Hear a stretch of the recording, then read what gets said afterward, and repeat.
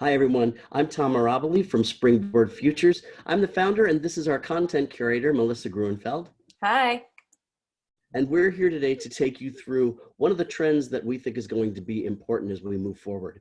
Now, we all know that COVID-19 has affected a lot in the trend landscape.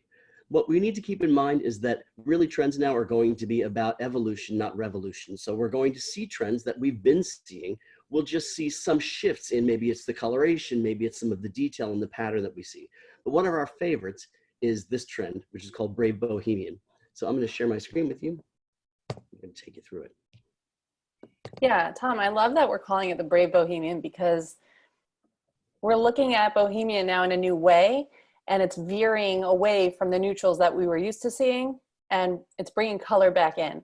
So color is playing a huge role, and we're seeing a revival of traditional elements and patterns that are now brought back to life in a new way, playing with micro and macro scale, color, and texture all combined.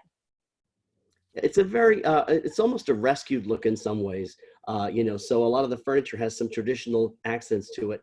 When we look at the palette, what you'll see is there a lot of dusted, mineralized jewel hues, very much like the embroidery that you see on the right. It's very versatile. It can be paired in, duets, or it can be used full palette.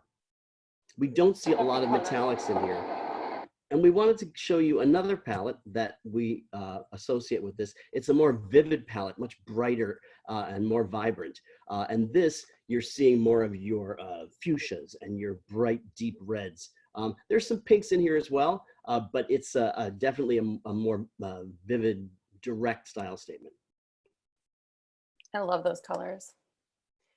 And now we're moving into finish and materials. So it has more of a mix and match eclectic feel, and it's all about the craftsmanship, I think.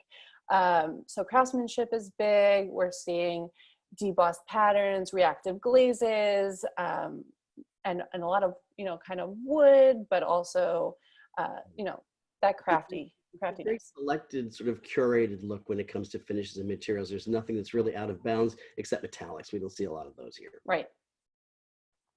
Yes, and we're also seeing these heritage patterns, more traditional patterns, but the application of them is so new and fresh, even though it's kind of being upcycled in a certain sense.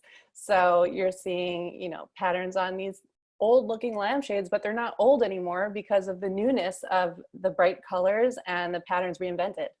And we're seeing that those fringe trends come in from one of our other trends, which is called Luxe Lounge, which you also have to go see.